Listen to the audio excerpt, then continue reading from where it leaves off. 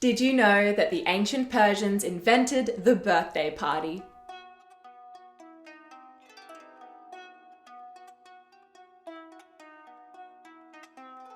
Hello and welcome to World History Encyclopedia. My name is Kelly and today's video is all about the long history of ancient Persia. We're going to delve into the early history of Persia, the development of the region, and the establishment of the Achaemenid Persian Empire. Don't forget, the easiest way to support us is by giving this video a thumbs up, subscribing to our channel, and hitting that bell icon for notifications so you don't miss out on any new uploads. The region of ancient Persia, which is modern-day Iran, has one of the longest histories, reaching back to the Paleolithic age, some 100,000 years ago. People inhabited the region in seasonal settlements, and prior to 10,000 BCE, semi-permanent settlements had been established. The ancient kingdom of Elam, though, had already settled, with their oldest archaeological site, Choa-Bonat, dating to circa 7,200 BCE. The Elamites were conquered in the region by the Sumerians, who had their capital at Sumer, then by the Assyrians, and then again later by the Medes. During this early history, before the people that would become the Persians had moved into the region, the city of Susa was already established and dates to 4395 BCE and was first a part of Elam and then of the Persians later. The state of Susa, though, already existed prior to the Proto-Elamite period, which dates to between circa 3200 and 2700 BCE, but was contemporaneous with the Elamite culture. Prior to the 3rd millennium BCE, Aryan or Indo-Iranian tribes may have migrated to the region. The term Aryan in the Avestan language of the Indo-Iranian tribes means civilized, noble and free, which is a class of people but had no connotations to race. They referred to themselves by this term in the Avestan language, used in the religious work of the Avesta as a form of cultural self-identification, not as an ethnicity. These tribes that moved into the region separated into different cultures: the Alans, the Bactrians, the Medes, the Parthians, and the Persians, whose name derives from the place where they settled, Persis, modern-day Fars province, Iran. Their movement brought with them not only people but ideas, and among the most influential was their polytheistic religion. This religion had the god Ahura Mazda as the supreme deity of the pantheon, which also included other deities like Mithra, the god of the sun, and Anahita, the goddess of fertility, health, water, and wisdom. Between circa 1500 and 1000 BCE, a Persian priest named Zoroaster, also known as Zarathustra, claimed he received a vision from Ahura Mazda. The god told him to rectify the error of following a polytheistic religion and to instead declare that only one god exists. Himself, obviously. This new religion, known as Zoroastrianism, was the first monotheistic religion in the world. This religion was later adopted by the Achaemenid Persian Empire, and those who succeeded it, namely the Parthian and Sasanian empires. This monotheistic religion, which featured a single god who took an interest into the lives and morality of humans, and was a deity of justice and order, went on to inform the later monotheistic religions of Judaism, Christianity, and Islam. Since the Elamites were already firmly established in the region by the 1st millennium BCE, they were probably the indigenous people, and it is during this time that the Persians settled in the Iranian plateau, and the Medes, under the chief Dayuku, who ruled between 727 and 675 BCE, established their state in Ecbatana. With the Median territory moving into the modern-day region of Azerbaijan in the late 8th century BCE, the Persians established their capital city at Anshan and spread through the central western region of the Bakhtiari Mountains. To the east of Elam, in the territory of Persis, the Persians settled under their king Teispes, and you can see now where they got their name from. The Persians expanded their control and eventually intermarried with the Elamites, and then absorbed the Elamite culture into their own. Teispes split his kingdom between his two sons, Cyrus I, who ruled the north, and Ariamnes, who ruled the south. Under the rule of Cambyses I, though, between 580 and 559 BCE, the two kingdoms were reunited. At this time, the Medes were the dominant power in the region, with Persia just being a small vassal state, but were overthrown by Cambyses I of Persia and Cyrus II, also known as Cyrus the Great. The Achaemenid Persian Empire, often just referred to as the Achaemenid Empire, was founded by Cyrus the Great, who reigned from circa 550 to 530 BCE. Cyrus II overthrew the Median king Astyages and then began to systematically campaign to bring other regions under his control. What follows is a number of kingdoms that he conquered: the Lydians in 546 BCE, Elam in 540 BCE, and Babylon in 539 BCE. After his 30-year reign, the Achaemenid Empire stretched from modern-day Turkey to Syria and across to the borders of India. While Cyrus expanded his borders, he also improved upon the regions he conquered, namely by having his engineers create qanats, which are sloping channels dug under the earth to bring water up to ground level, which was necessary given that much of the land he conquered didn't have much of a water supply. Cyrus the Great had his policies and his vision inscribed on what is known as the Cyrus Cylinder, considered by some scholars as the first declaration of human rights, where he decreed how he wanted his people to live freely and in peace with others. Women were given more rights in ancient Persia than in any other culture of the time, and a slave in Persia had it better than a servant in many other civilizations.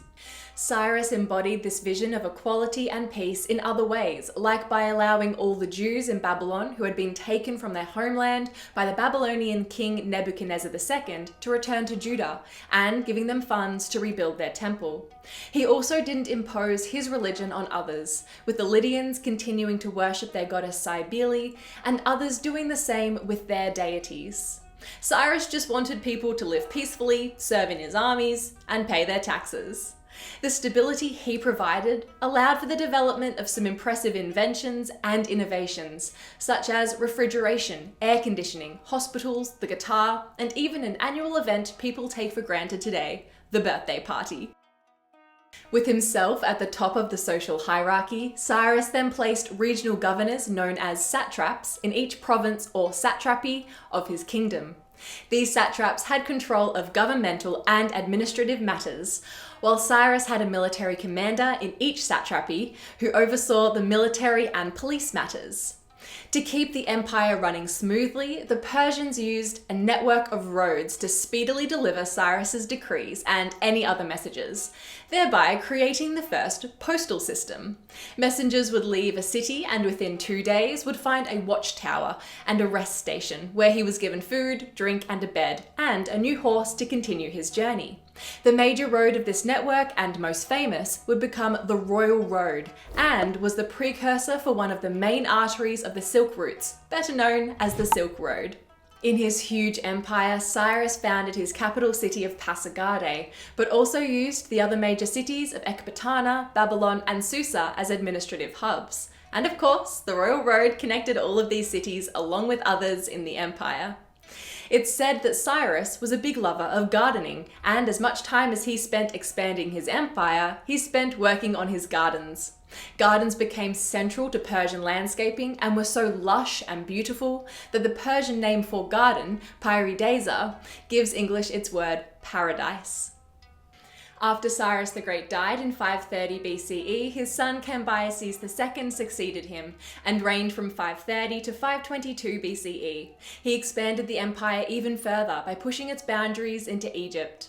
His reign came to an end only 8 years after it began, when he was assassinated by a distant cousin who took the regnal name of Darius I, also known as Darius the Great, who ruled from 522 to 486 BCE. Darius extended the borders of the empire even further and initiated some of the empire's greatest building projects, like the city of Persepolis, which became a capital city of the Achaemenid Persian Empire.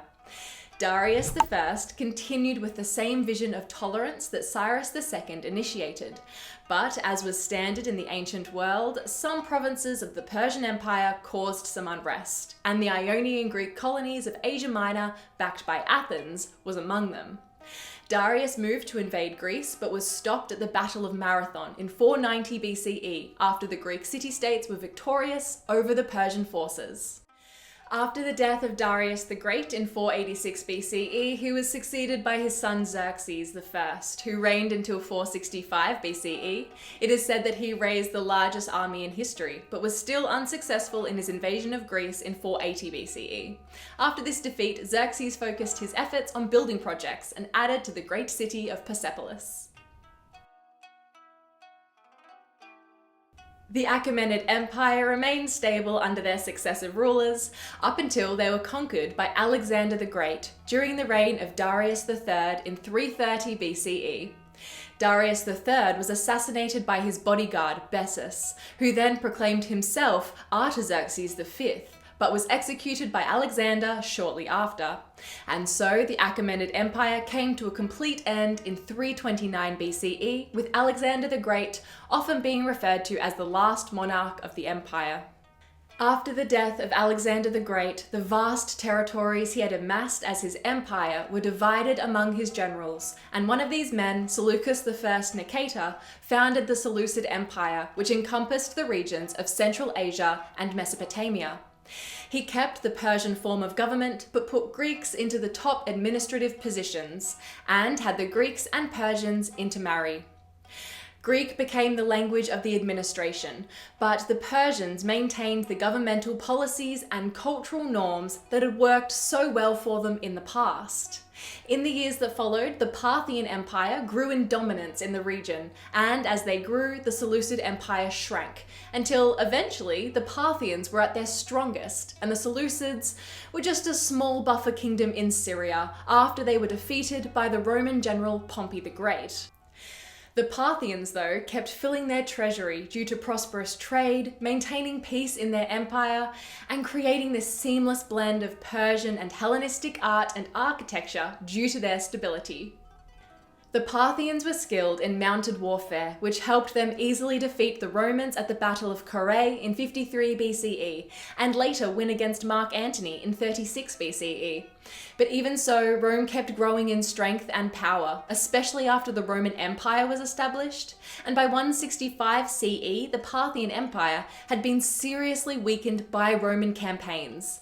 In 224 CE, the vassal Ardashir I, a descendant of Darius III, overthrew the last Parthian king, Artabanus IV, and began building a stable empire founded on the precepts of the Zoroastrianism religion and keeping the kingdom safe from Rome. And so he established the Sasanian Empire.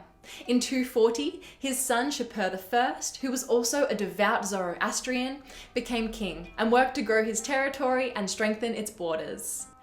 The greatest successor to Shapur I, who laid the foundation of the Sasanian Empire, was Khosrau I, who reformed the tax laws, secured the borders, elevated the importance of education, and continued the religious tolerance established by Shapur I.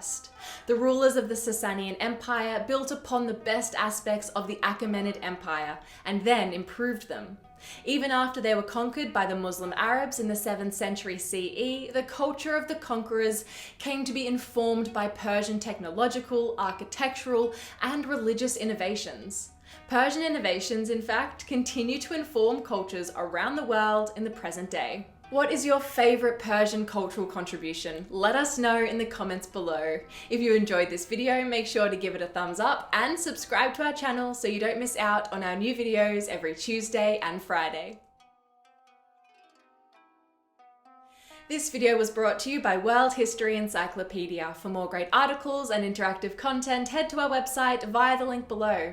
World History Encyclopedia is a non-profit organisation and you can find us on Patreon, a brilliant site where you can support our work and receive exclusive benefits in return. Your support helps us create videos twice a week, so make sure to check it out via the pop-up in the top corner of the screen or via the Patreon link down below. Thank you so much for watching, and we'll see you soon with another video.